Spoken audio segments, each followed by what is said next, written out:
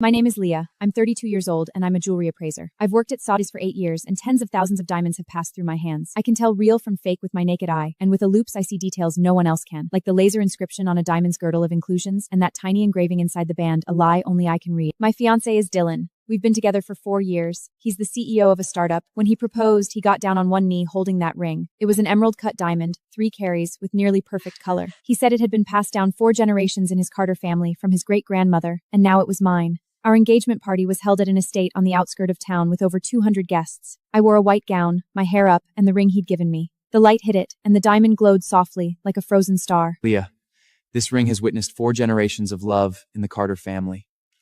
The crowd clapped and took photos.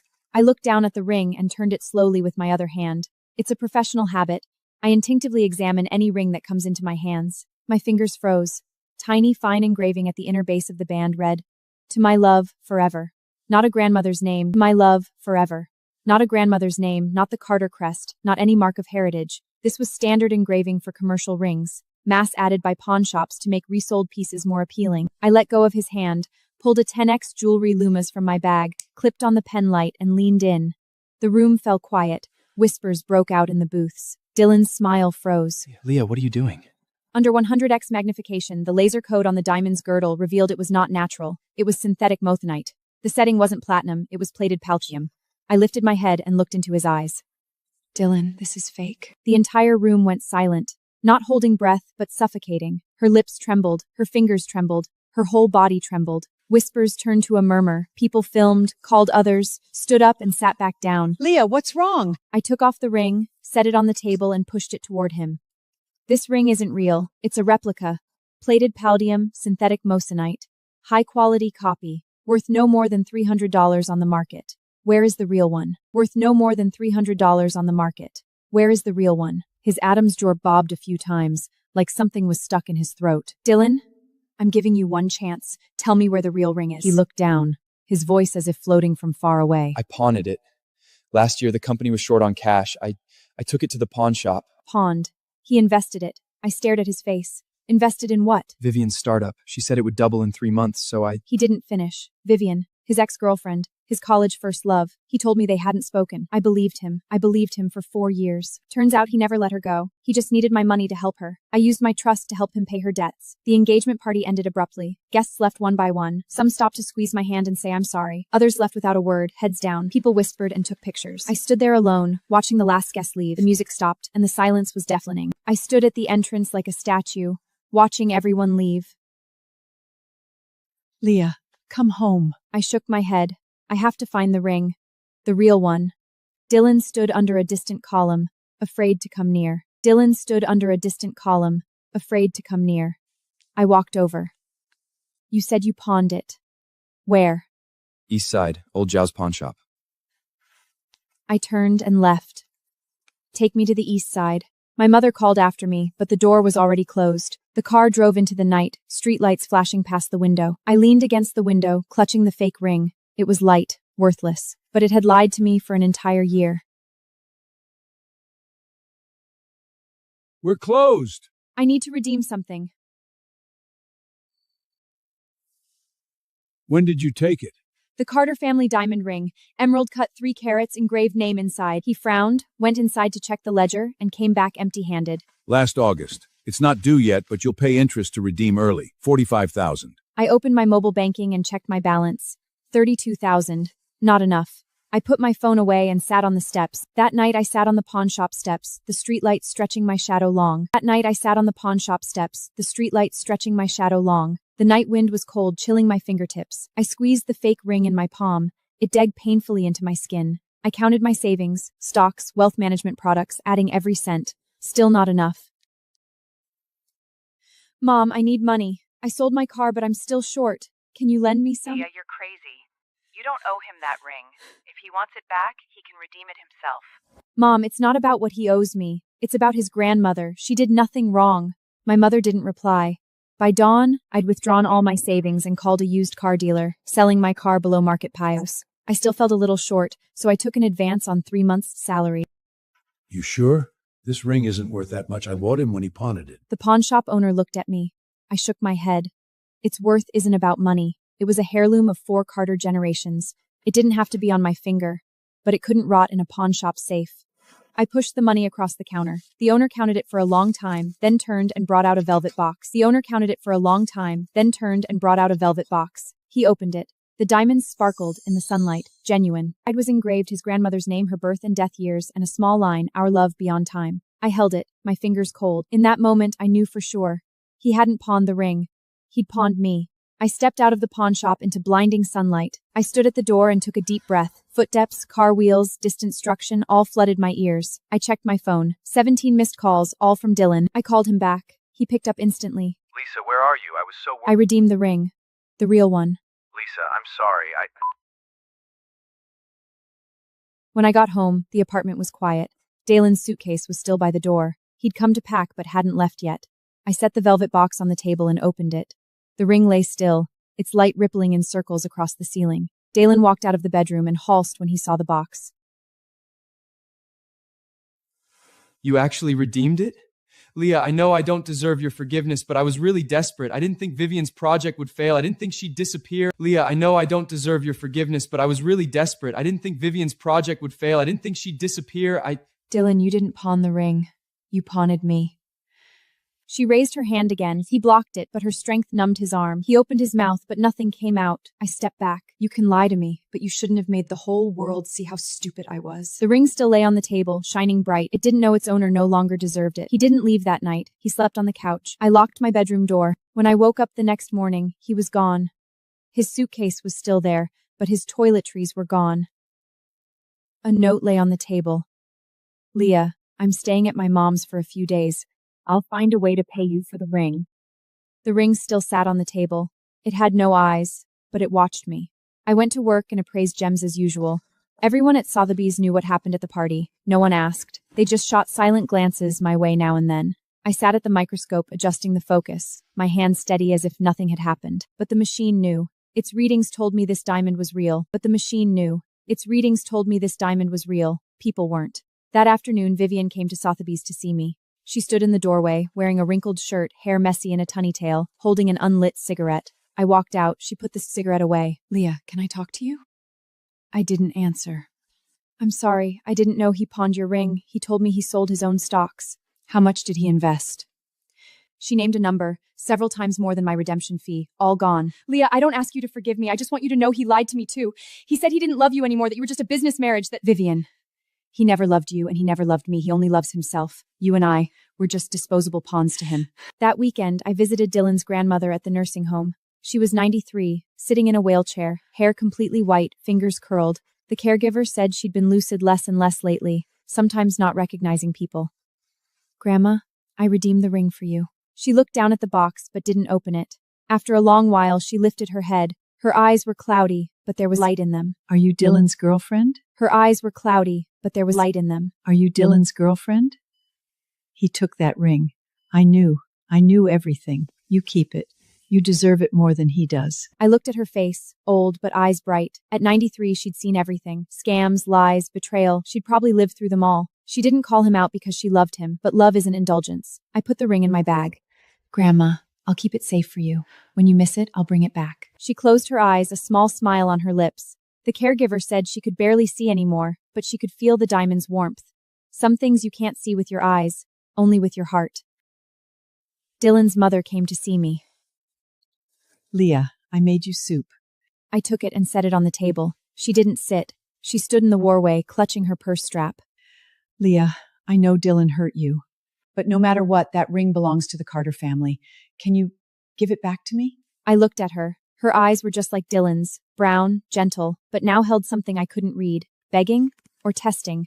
I opened my bag. Begging or testing? I opened my bag, took out the velvet box, and handed it to her. Auntie, here's the ring. Back where it belongs.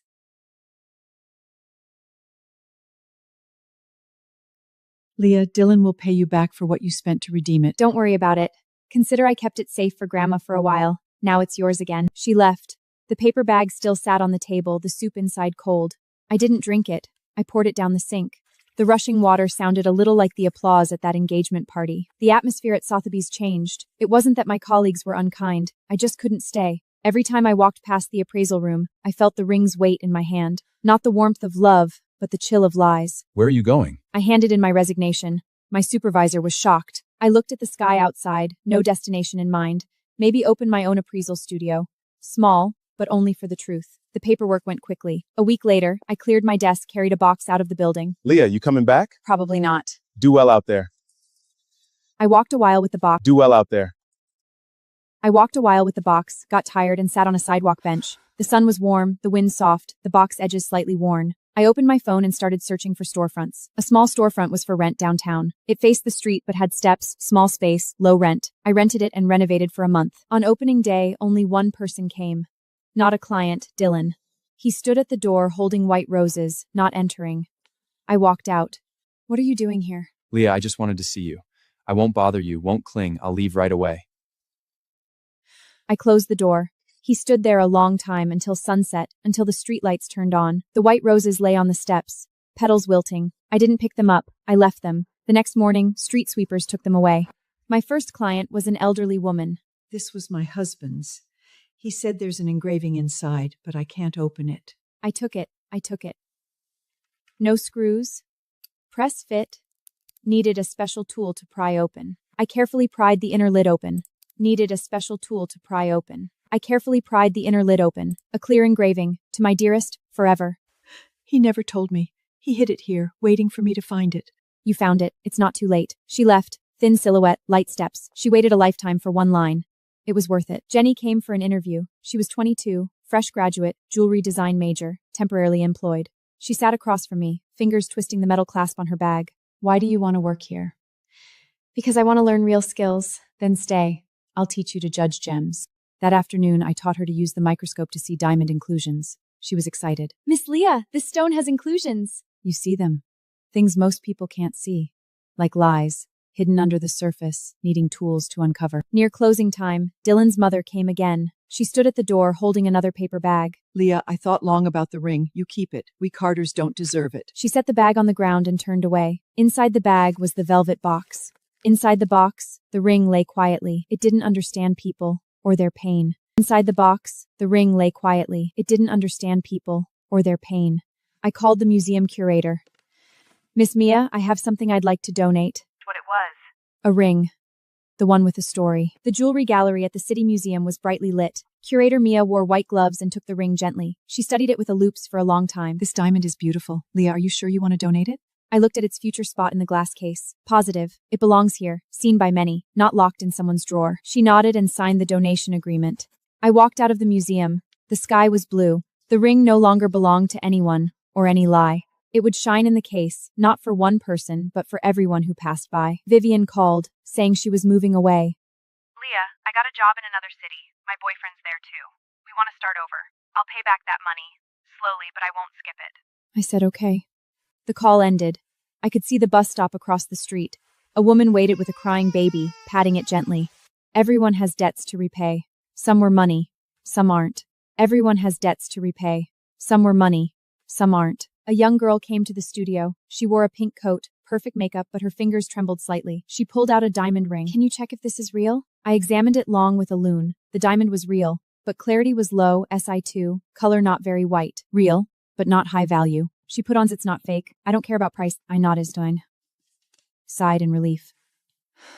I care that he didn't to me. She put on the ring and left smiling. She didn't know. The fake wasn't the stone. A stone can't tell you if someone is lying to you. She still needs to learn to read people. She'll understand someday. That afternoon, Vivian's mother came to the studio. She was old, hair white, carrying a box of farm eggs. Leah, these are from our chickens. For you to get stronger. Auntie, you don't have to do this. You paid Vivian's debt. We feel terrible. I froze. I hadn't paid her debt. That was Dylan's investment, not my loan. Auntie, that money was Dylan's, not mine. Before Vivian left for her new city, she came to the studio to say goodbye. This is my boyfriend, Leo. He's a truck driver. Hello. Leah, thank you. No need. Just live well. That's thanks enough.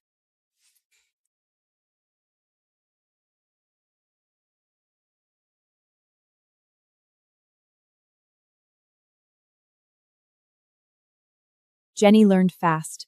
She could already do basic appraisals on her own. Miss Leah, when can I work with clients directly? I said soon. How soon is soon? When your eyes learn to read people. She didn't understand. I didn't explain. She'd understand one day. Stones lie. People lie more. But she doesn't need me to teach her. Time will. She's young. She still has the strength to be hurt. I don't. I can't take any more lies. Dylan's grandmother passed away. She died peacefully in her sleep. The caregiver called, saying a note was under her pillow. The note read, "Ring, for Leah." She'd given the ring back to me, again. She'd given the ring back to me, again. I held the note by the window, eyes wet. This 93-year-old woman had lived through so much. She understood everything. She didn't need to explain to anyone. She just did what she thought was right. The ring was still with me. A small box, heavy with weight. It didn't belong to me, but I kept it safe for her. Like an unfinished sentence she'd entrusted to me. I went to the museum on the opening day of the ring exhibit. The gallery wasn't crowded. Curator Mia placed a small plaque by the case, donor anonymous. I stood before the ring and watched it a long time. Do you know this ring? I shook my head. She watched a while longer and left. Her footsteps faded. My reflection was blurry in the glass, but it was me.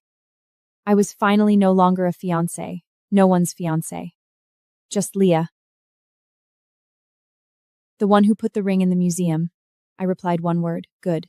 Sent to send a smiley. I smiled too. She didn't know I was more nervous than she was.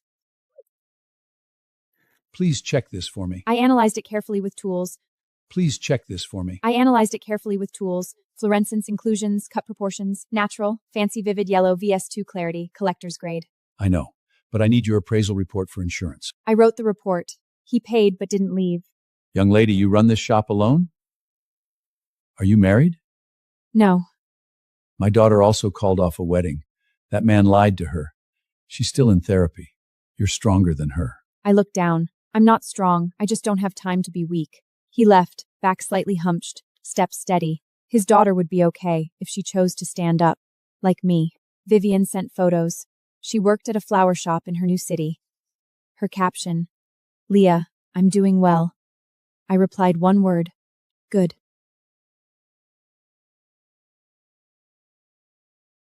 Jenny got her first paycheck and treated me to dinner. We went to a small diner. She ordered a lot. Miss Leah, thank you for teaching me. You learned on your own. I looked at her. She drank a little wine, face flushed. I looked at her. She drank a little wine, face flushed. Miss Leah, have you thought about dating again? No, because no one can see a heart through a stone. Dylan's mother came again. This time she carried an insulated bag. Leah, I made dumplings. You're alone. Don't always eat takeout. I took the heavy come in. She stood in the doorway, eyes red. Leah, Dylan has changed a lot. He quit drinking, works hard. Can you forgive him? I looked at her face. She'd aged, hair much whiter. She was just a mother, not a judge. Auntie, I have forgiven him, but I can't be with him. Forgiveness and being together are two different things. She froze. She nodded and turned away. The dumplings were still hot. I ate a few. Chives and egg. She remembered I liked them. A ruby, great color, high clarity. Is this real? Natural, unheated. You're alone? Not going home for the holidays? This studio is my home. Vivian got married. She and Liko registered at City Hall and sent a photo. No wedding, no wedding dress. She wore a white shirt. He wore work clothes. No wedding, no wedding dress. She wore a white shirt. He wore work clothes. They stood at City Hall doors, smiling wide. When? Next month. Get the gift ready. I'm looking out the window. Christmas is almost here, and the streets are starting to put up Christmas trees. The studio was still open. I waited for the last costumant. She came to pick up her report, glanced at it, and left satisfied. I turned off the lights, locked the door, and stood on the street. The wind blew, a little cold. On Christmas Day, I went to the nursing home. The caregiver said Dylan's grandmother was gone, but her bed was still empty. On the nightstand was a replica of the ring, a museum souvenir. I picked it up. Light plastic. But it also had the engraving, Our Love Beyond Time. I stared at the line, eyes stinging. Not for love, for the 93-year-old woman who'd waited her whole life. She waited a lifetime for a replica. I left the real one in the museum for her. She'd know. Maybe in heaven, she'd see crowds standing before the ring, watching it shine. She'd smile. Dylan's new wife was pregnant. Vivian told me she'd run into them at a prenatal checkup. His wife's belly was big. Dylan held her gently. His wife's belly was big. Dylan held her gently. Vivian said, he looks really changed. I didn't reply. Changed or not, it didn't matter to me anymore. Vivian had a baby girl named Angela. She sent a photo. The baby was wrinkled, eyes closed. I asked, who does she look like? She said, like her dad. I laughed softly. She asked me to be godmother. I said when spring comes. Her place was small but clean. Angela woke up, eyes bright like black grapes. She looked at me and didn't cry. She's shy, but she seems to know you. I didn't speak. Maybe she just knows people who are kind. Back at the studio. Miss Leah, I want to get married too. My boyfriend proposed. I don't know if I should say yes. I looked at her. I pulled the fake ring from my drawer and set it before her. This is the fake ring Dylan gave me.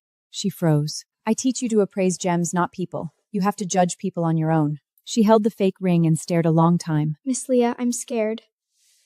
If you're scared, don't say yes. Wait until you're not. She nodded. A special client came to the studio. Wait until you're not. She nodded. A special client came to the studio. A middle-aged woman, Sally complexion, fingers bandaged. She pulled out a necklace with a tiny diamond pendant. Can you check if this is real? My husband said he borrowed money to buy it. I took it and looked with a lupin. Real diamond, but low clarity, not worth much. It's real, but not valuable. Tears fell. As long as it's real, I don't care if it's cheap. I just don't want him to lie to me. She put the necklace back on and left. I sat at my desk, watching her silhouette fade. Most people come here not for gems, but to check hearts. Stones can be appraised, hearts can't, but they need someone to tell them, you're not alone. Leah, Dylan got into a car accident. His leg is broken. He's in the hospital. Can you come see him? I know I don't have the right to ask, but he called your name while he was unconscious. I didn't answer. I waited a long time.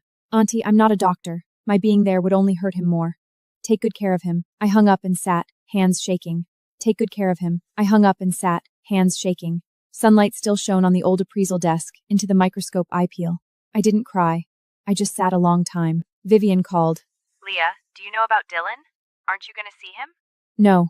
Why? I looked at the photo of the ring on the wall. Because he wasn't calling for me. He was calling for his guilt. Leah, have you really let go? I closed my eyes. Letting go isn't about words. It's about no more pain in your heart. Listen to my voice. Does it hurt? She didn't reply. I went to the hospital for a checkup. In the waiting room, a pregnant woman sat with her husband. He handed her water, flipped magazines for her. Her belly was big, movement slow. Her husband was patient, holding her as she walked slowly. I suddenly realized Dylan had never taken me to the hospital. Every time I said I was unwell, he'd say, drink more hot water. I thought it was just guy behavior. It was really that he didn't care. After the checkup, I walked out. The sun was bright. A roadside flower shop was opened. I bought sunflowers and brought them back to Zerdace, getting bright yellow. Vivian was right. Sunflowers are easy to grow. Wilted? Water them. They stand back up. Sunflowers are easy to grow. Wilted? Water them. They stand back up. People too. Jenny's boyfriend proposed again. This time Jenny said yes. She asked for leave to take wedding photos. Mrs. Leah, wish me happiness. I wish you happiness. Miss Leah, you be happy too. I will. Just a little slower. She left. I was alone in the studio. The sunflowers on the sill were dropping. I watered them. By afternoon, they stood a little taller. Flowers don't rush, neither do I. She sent a voice clip, voice shaking. Leah, she called me Mama, first time. I listened. Birds chirped outside, soft but present. I received a letter from a stranger. Thin paper, neat handwriting. Dear Ms. Leah, lawyer, no, appraiser. I am Dylan's current wife. He asked me to tell you he's sorry. He was too afraid to write it himself. I say it for him. She was about Angela's age. Maybe she hadn't seen lies yet, didn't know how much of a man's words were true. But she was willing to write for him. Maybe she trusted him. That was her choice, not mine. I folded it and put it in my drawer, with old business cards, old photos, not to keep, but not to throw away. With old business cards, old photos, not to keep, but not to throw away. Throwing it away would mean forgetting. I don't want to forget. Forgetting is giving up. After remembering, I can still let myself go. The studio moved to a bigger place. Jenny came back. She was married, but didn't quit. Mrs. Leah, I can't leave you. Then stay. She smiled and set up a new desk beside mine. Several potted plants appeared on the windowsill, all hers. Plants make you feel better. They make the air better. Mood? That depends on the person. Vivian sent a box of lemons, the first harvest from her tree. She attached a note, Leah, sour but full of flavor. I cut one, made water, sour enough to make me frown. But after 2 sips, I got used to it. That's life. Eat enough sour, and it doesn't taste sour anymore. Dylan was released from the hospital. His wife pushed his wheelchair. I saw them from far away in the hospital plaza. His wife bent to tie his shoe. His hair was much grainer. She froze. I didn't know if she recognized me. I turned and walked away. The sun was bright. My shadow was long. I walked that road before. I won't look back. I received an invitation. The museum was holding a special exhibit for the ring, themed The Ring, a warning. The invite read, Miss Leah, your presence is requested. I set it on the table and stared a long time. Go? Why not? I was the one who put the ring there. The gallery was beautifully curated. First section, various rings. Second section, warnings. My ring sat alone in a glass case, light shining bright on the diamond. I stood before it. Do you know this ring? I shook my head. She left. I didn't turn around. After the special exhibit, I walked out of the museum. The sun was setting, painting the sky orange-red. Couples held hands, elders walked. Everyone's moving forward. I am too, just on my own. But that's okay. You can go a long way alone. My phone rang. It was a video from Vivian. Angela, with two little pigtails, looked at the camera and said, Godma, I miss you. It wasn't perfect, but I understood every word. Godma, I miss you. It wasn't perfect, but I understood every word. I stood on the street, the windless wind too. Vivian was laughing and then Leo was too. The setting sun stretched her shadows long, overlapping, like a single tree rooted together. My name is Leah. I once appraised a ring. It wasn't fake. It was real. It just ended up with the wrong person. Now it's in the museum, shining bright. People pass by and stop to glance at it. No one knows its story, but they know it's real. And that's enough. Walking out of the museum, the evening breeze was cool and dusk gently wrapped the whole city. I raised my hand to tidy my hair, fingertips brushing a faint glow, the last warmth of the sunset. My phone vibrated. It was Jenny's message. Everything's fine at the studio. 3 clients came today. I sent a smile emoji back and walked lightly toward the subway station. I no longer rushed to prove anything, nor fear being alone. True or false, the heart knows. Love or deceit, Tem tells the truth. In the morning, sunlight filtered through the blinds, casting neat spots on the studio floor. Mrs. Leah, an old collector friend is coming today. I nodded, put on white gloves, and sat at the appraisal desk. I nodded, put on white gloves, and sat at the appraisal desk.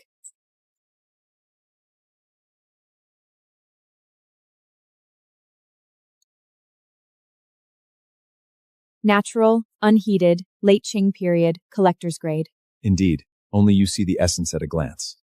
Stones don't lie. People do.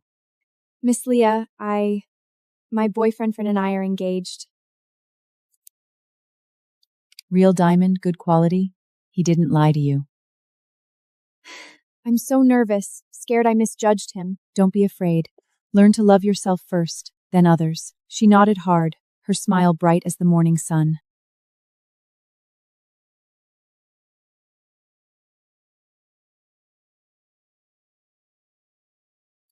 These were my wedding dowry. I want to know if they're real silver. Pure silver, full of sentimental value. She smiled, the wrinkles at her eyes gentle. As long as they're real. She smiled, the wrinkles at her eyes gentle. As long as they're real. They're my lifelong memory. Quenching under smile, sudden under jubal. Judge and I have not in price, or in the heart. Godma, flower for you. My heart softened instantly, and I smiled back. Thank you, my sweet baby. She talks about you every day, says Godma is the best. I gazed at the little girl on the screen, her eyes clear and innocent. May she meet sincere people and never be betrayed in life. On the weekend, I visited Dylan's grandmother's former room at the nursing home. It was empty, sunlight flowing quietly. The caregiver handed me a small box, saying it was found sorting belongings, addressed to me. Opening it revealed a small, smooth, sincere finds truth. My fingertips brushed the engraving, eyes warm. Until the end, the old lady taught me to judge people. On Monday, a young man came to the studio, calm and clean-eyed. He took out an emerald pendant, wanted appraisal and valuation. I tested carefully. Natural emerald, minor oil, excellent quality. A birthday gift for my mom, saved for a long time. I was touched. True preciousness lies not in the jewel itself, but in the love behind it. True preciousness lies not in the jewel itself, but in the love behind it. Thank you. My mom will love it. Late night Shulkring Jokmans I draw from Dehun Hut the Vakjit. Ida cheap and lung, yet shir was supra course. I didn't throw away, more treasure it. Jafunid in portnary box. The gochu need be forgotten, but never mere me selfint. Rin busu foamward. Sheens must look ahead. The morning, sun was perfect. I alone to the flower marchant. Picked above sunzaquers, bright and warm, like unfusing courage. You always my sunquers. Sunzaquers face the light, so do I. Walk with the flowers in morning they light, my shadow straight, steps calm. Zethihar Dylan Senachis find this rent. He's well, thank you.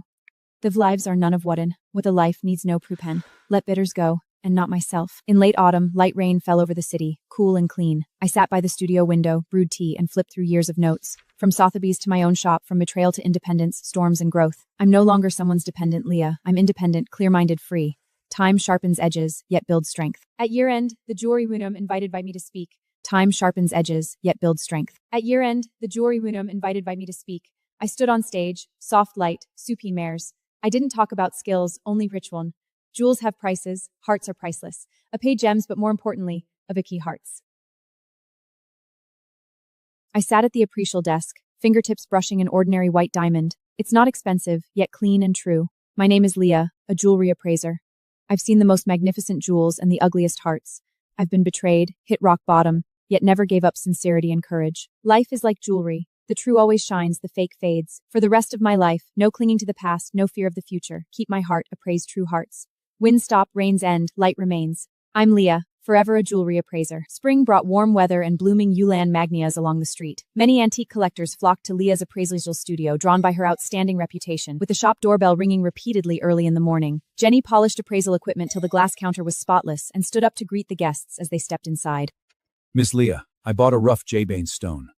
Miss Leah, I bought a rough jade stone. Some insiders claim it's natural ice-type jade beach, while others say it's acid-treated fake. After endless disputes, I have no choice but to turn you. Let me see. Its surface is acid pickled and glued with artificial stone gin. Its inner texture is ruined, so it has no collection value. The collector sighed thankful and promised never to follow collecting trends blindly again. Jenny teased and praised Leah's sharp eye against high-level counterfeits. In the afternoon, Vivian visited the studio with 3-year-old Angela. The little girl with a tiny floral canvas back skipped straight towards Leah the second she walked in. Angela wrapped her arms around Leah's waist and looked up innocently. Godma, I saved candies to share with you and Aunt Jenny. Leah bent down to stroke her soft hair and accepted the candy with a smile. Vivia sat on the lounge sofa, chatted about daily life, and took out a small Houtianier safety buck for assessment.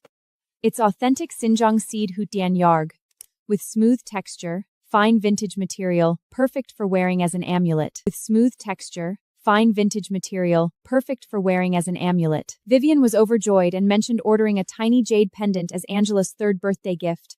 Jenny pulled out a design album to pick styles together, filling the studio with cheerful laughter. On a rainy morning, an elderly overseas Chinese gentleman with a walking cane arrived at the shop carrying an aged leather handbag with a solemn expression.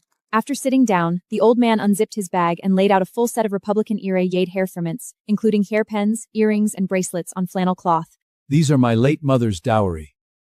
I've lived abroad for decades and just returned to settle in China, hoping to confirm their authenticity and market price. All pieces are natural vintage jade, without artificial treatment. Complete sets are extremely rare, with great collectible worth.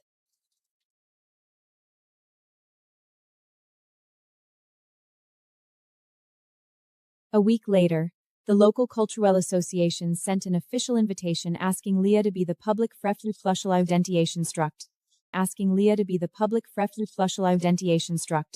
Miss Leah, the free appraisal will last 3 days at the City Cultural Center. Neutral citizens will bring ancestral erics for checking. The day after the public appraisal wrapped up, a young startup founder visited with a box of rough gemstones, looking anxious. I plan to launch an original handmade jewelry studio and bought bulk rough stones recently. I fear most are synthetic fakes.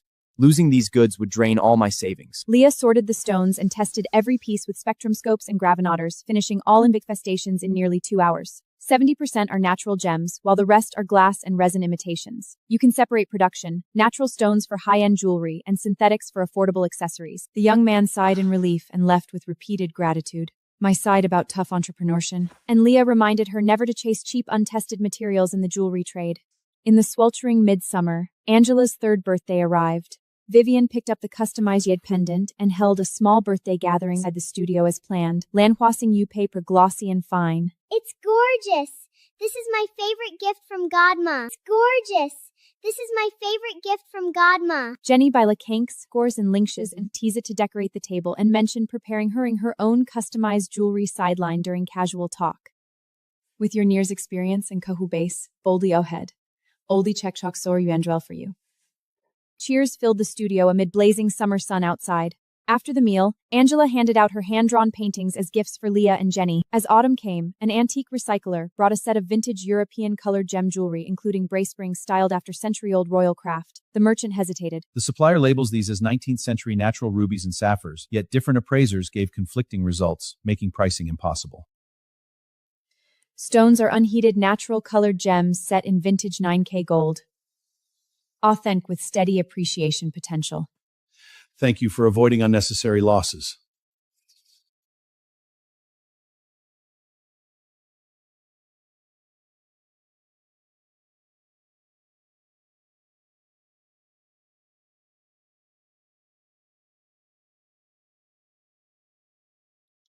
I never expected a gift after all these years. Should we send a thank you reply? I placed the agate on the display cabinet as a symbol of closed past pensions. They brewed hot tea and chatted about growth and transformation amid the rainy night. As early winter arrived, Jenny finalized her new customized jewelry store location, and all raw jawstones were delivered to my studio for bulk pre-opening diligent Keipel-handle design and sales, and rely fully on you to touch as altarial. Need a check, makes me with scene. As the new year drew near with light snow falling, Jenny's custom jewelry store held its grand opening next door to my appraisal studio. I could never get here without your guidance and support. You're the most important person in my life. I smiled softly, glancing at the jewels and beloved friends around. Over a decade as an appraiser, I've distinguished fake from genuine gems and witnessed all kinds of humanity. I've learned wealth and vanity are trivial, and sincere companions are life's greatest treasure. After the celebration, as dusk and snow fell, the three stayed in the studio drinking tea and chatting. Leah watched the snow outside with unwavering originalation. From then on, day after day, she sticks to her initial goal, appraise gems' worldly warmth and live her whole life with an honest heart for judgment. I will stick to my original genuine fakes jewels, showed with the win my vienreins and spend my riz the earnest heart.